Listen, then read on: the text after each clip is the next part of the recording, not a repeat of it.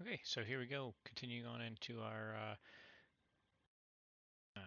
two club games. We got my team one going here and my one-on-one going here. We'll poke in on the team one. If you remember both of them, we left at the UK doing the UK twist. In both cases, I talked to the opponent and they were not comfortable with me leaving the sub in 37 because it would change how they played.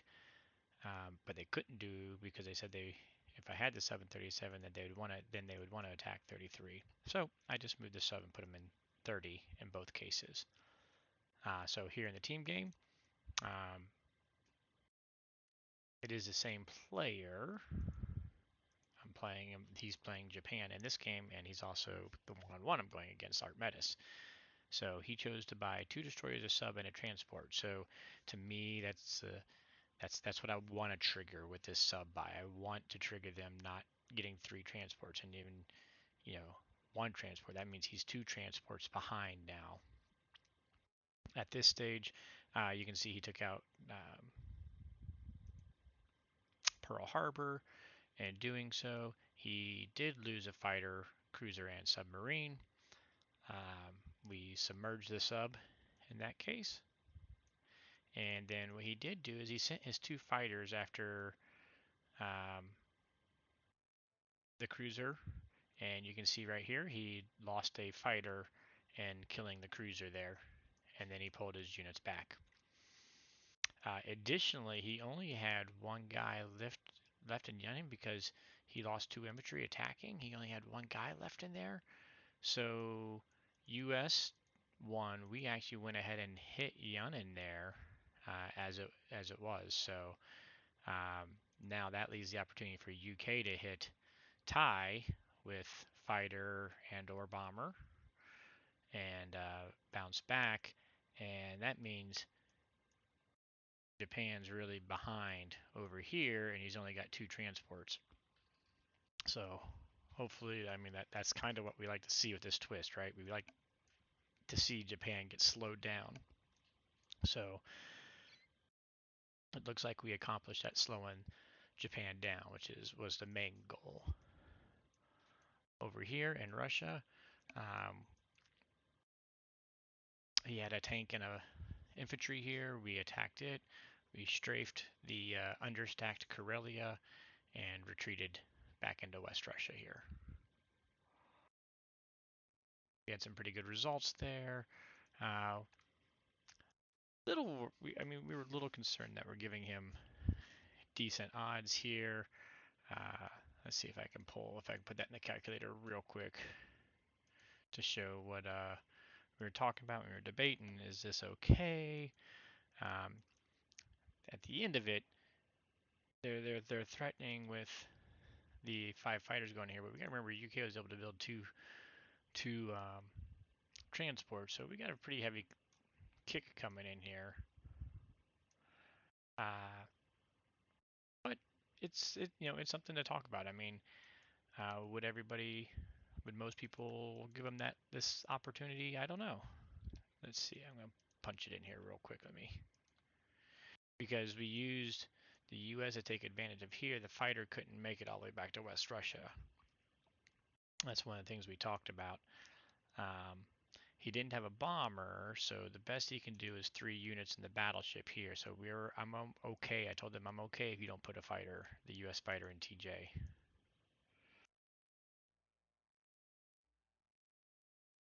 So okay, let's see. Let me get this right.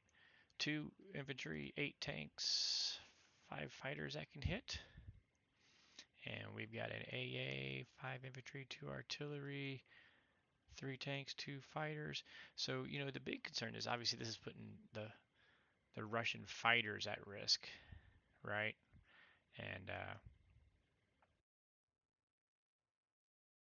so it gives them an 80% chance to wipe us out at a negative IPC value, including killing 2 Russian fighters, which are pretty valuable.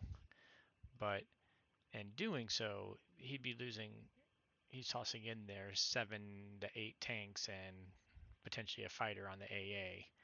So it's a bit of a cost for them to go for it. So Maybe they do, maybe they don't. We'll see. Um, Either way, we did get that second UK transport right off the bat, so UK is going to be coming on pretty quick and heavy. So that's good news. So yeah, and he lost that Japan fighter there, so Japan's going to be pretty slow getting started. All right, now in the 1v1 game, you may recall I had a very rough Russia 1, and that makes it a little bit more complicated. Similar situation. So he did the same Japan build. So he did the 2 destroyers and a sub. So very similar setup with Japan, still with 2 transports, 2 destroyers, sub build. Um, this time he took Pearl cleanly with a sub and a cruiser surviving, although he did use a fighter. He did send the extra fighter there. So season 53. So yeah, so here's season 53, and he lost 1 fighter. He had to otherwise he would have had to pull the carrier in. So, but we go to season 30, and he lost 2 fighters trying to hit the cruiser, and the cruiser still lived. So, very costly for him. Now, flip side, he did take Yunan, excuse me, pretty um, successfully.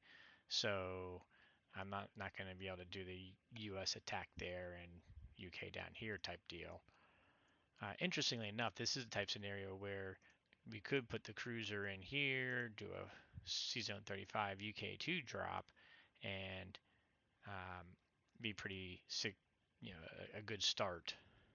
But on the flip side, having the sub and cruiser live, building 2 destroyers in a sub, really kind of discourages me away from the KJF. So we are going to go with the KGF. So I'm not going to worry about doing that. We're just going to bring all this together and make a little fleet here to give him a headache. And then eventually maybe make it through the Med, maybe come around Africa. I don't know. We'll see. But this was the tricky part of this one, right? Is he was able to stack Ukraine, which means Caucasus is in um, danger. I did bring my UK fighter over, showing my intention to stack West Russia here. Um, and so we got basically 2 ways of playing this. Well, before I do that, I'm going to come back to over here. I really would like to go ahead and get the US fighter and TJ in this one because he does have the bomber and the battleship versus I only had 3 here instead of 4 living. So I kind of do want to designate that fighter to go over to TJ this time instead of being able to help with West Russia at all. So now I've got different plays I could play here, right? So I looked at sending 2 artillery, 2 infantry, 2 fighters, and potentially take Karelia to prevent him from being able to build there, leaving just a little bit, and keep West Russia stacked, and go from there. With him only being able to use 2 infantry, and then the 8 tanks, maybe I'd have a shot at dead zoning Karelia for another turn. On the flip side, if I did that, it did not give me a dead zone of Caucasus very well. It was like a -10 IPC value if he went and moved all of Germany into there, and I used 3 infantry, a tank, 1, 2, 3 fighters, and a bomber to strafe him one time, and then he moved 2 Japan fighters on in, and then I used the Russians to attack. It did not give me a great option. So in essence, he could stack Caucasus, which would mean on G3 he's building 4 units down here.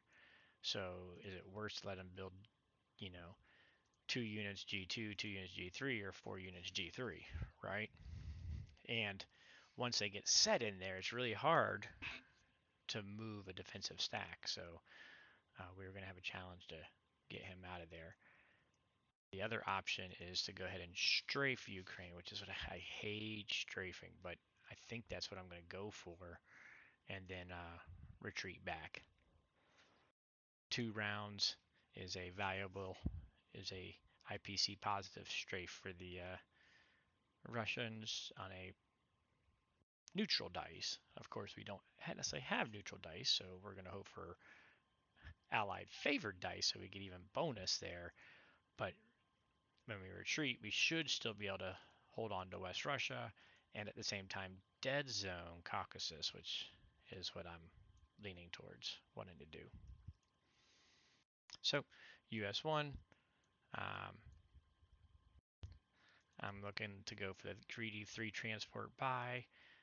Why? Because he's only got 4 fighters because he lost the 1 fighter, G1 and a bomber. So I'm going to go aggressive with it. Back to the Japan, the cool thing here is he's got 3 fighters is all he has for Japan now at least. So that's cool. 3 fighters and 2 transports after J1. So again, that means Japan will be a little bit slow. Not quite as slow as in the team game, I don't think, but still a little bit slow.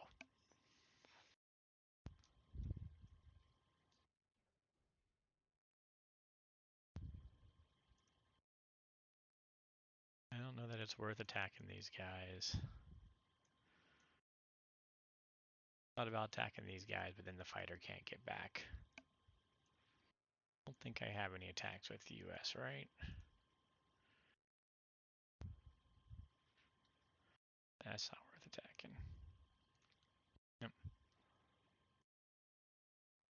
Now, being with my greedy US spy, that means I'm pulling everything over. That means Alaska's going to be wide open.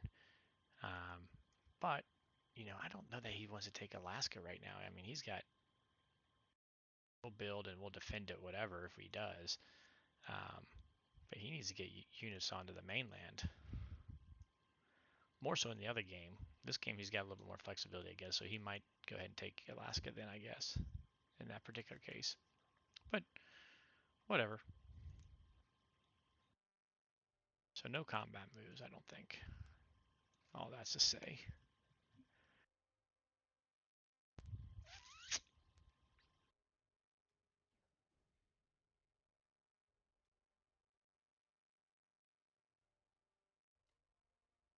Alright. Now, because I may have to use UK to play and trade in Caucasus, that's going to make Egypt a little bit weak. So I think I'm going to go ahead and drop down here. Now, these guys under fret, but the bomber is, right? He can go 1, 2, 3, 4, 5, 6. That being said, I'm going to have my cruiser, destroyer, and carrier, or well, at least cruiser and carrier, and the UK fleet here ready to strike. So I think it's going to be worth it, and I'm going to put that destroyer in there to hopefully get a hit on them.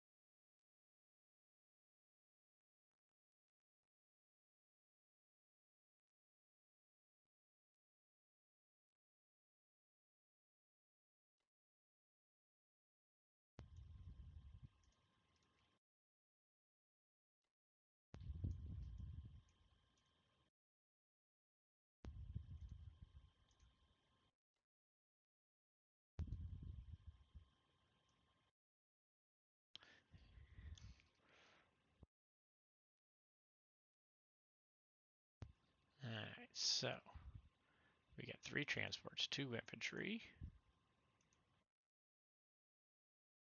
Got an AA. Is 3, is 4, is 5. We can steal 1 from there, is 6, although I'm really planning on 1 coming up to come with him. So really the 4 is what I really need to match him. So we'll be okay. So we'll have 3 infantry and artillery. He'll have 2 infantry that we could all hit down here if need be.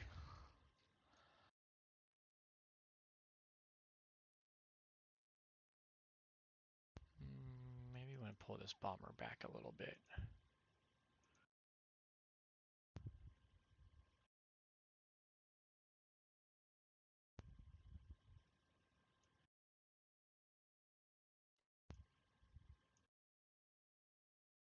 One, two, three. So if we have to attack Morocco here, if he comes back and stacks it, we want the bomber to be able to hit there. When I bring the bomber up here, he could go 1, 2, 3, 4, 5. 1, 2, 3, 4, 5. You know, even if I put him in here, it'd be 1, 2, 3, 4. And I'd have to land in Gibraltar, which would be exposed. So I think we're just safest putting him back in the UK. Not my favorite place to put him, but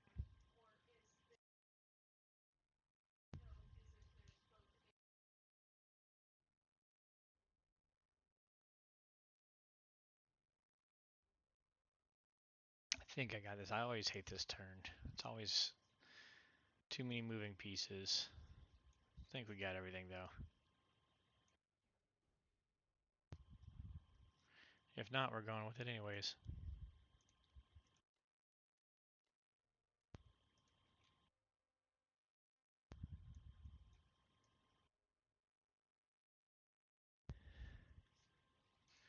So I could have moved an AA up here because most of the time this transport's going up here and just sacrificing to take Norway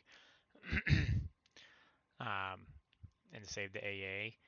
But I did want to have as many pieces looking at Morocco as possible. So now this gives me his 2, his 3, 4, 5, 6, 7 units that I could take between these 4 transports to hit there, plus 8, 9, 10, and the cruiser.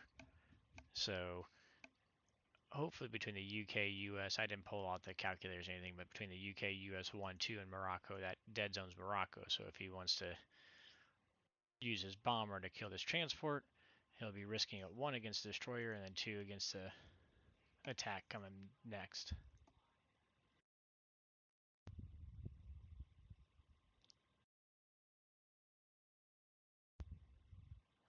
Otherwise, we only got 5 units here, so one of these transports is going to go up here, catch this guy with an AA or whatever, and the other 2 can do whatever they need to do. So, all right, Russia turn. Now this is the turn that scares me. I always, R1 is always really scary. R2 is always really scary. G1's always scary. I mean, usually UK, Japan, US turns in round 1 aren't so big a deal, but R1, G1, R2 are big deals in the KGFs.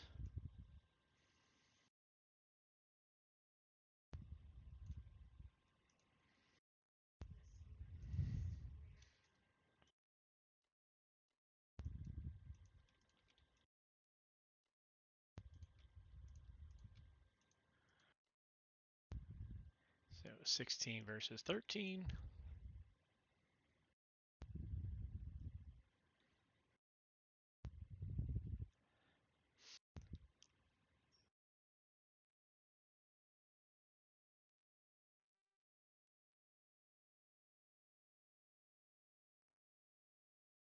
Let's see. So I'm probably going to pause as each round goes on here just to see what my West Russia retreat stack is looking like, right? Between each one. I'm hoping to get 2 rounds in here.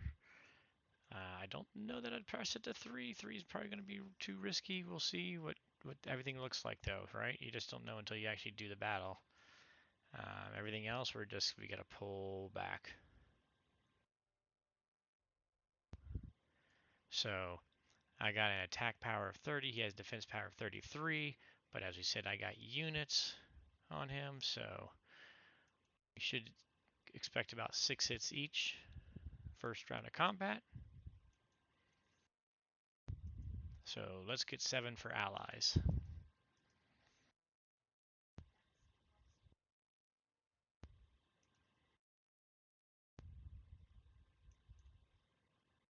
Boom. Come on, infantry. Oh, was that a 4? 4 infantry hit, but only one. Well, we got the 6 hits. We'll just be happy the fact that we got 6 hits. Ooh. Hey. That may be trouble, though. Alright, here's where I'm going to pause and do some calculations. Ugh, yes, this is why I hate strafes.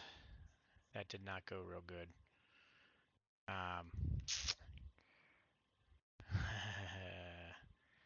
We are in a tough spot now because the retreat would definitely give him a good battle to continue on. Most likely, he's going to give him an even better battle.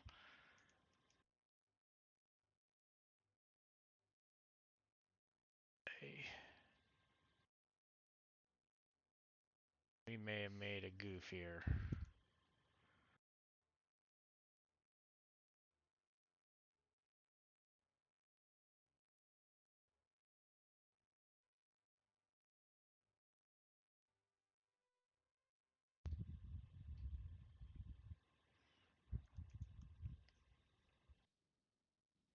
Oh man, and that just made it worse. Whiff. Whiff.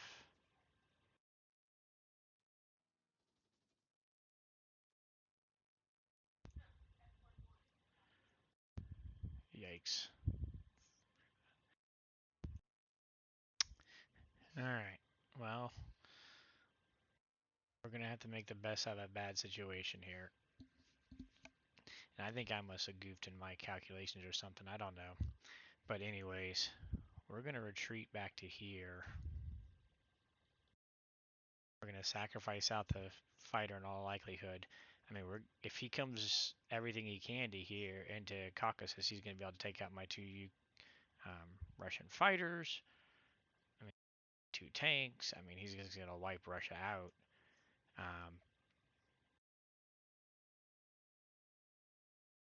Yeah, I don't know. We're in a tough spot. This is why I hate R2, and I'm pretty sure I goofed on my thinking. I think I forgot about the 4 tanks being able to come through with my strafe too. Well, no, I mean the strafe should. I don't know. Whatever. All right, moving on. We're just gonna make the best of it and hope dice come back to us.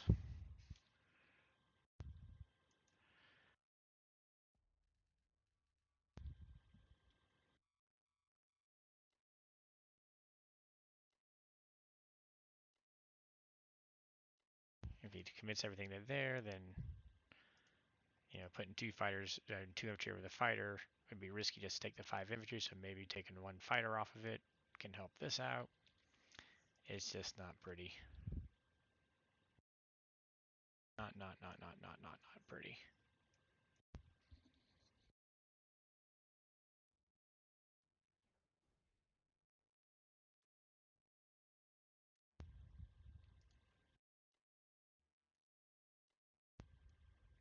Yeah.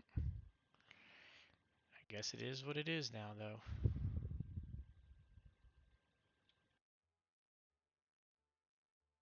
Ah, I goofed that up. I'm not even sure where I goofed it up. I've been looking at too many games lately, but I definitely goofed that up. Alright, well, let's hope for some dice luck.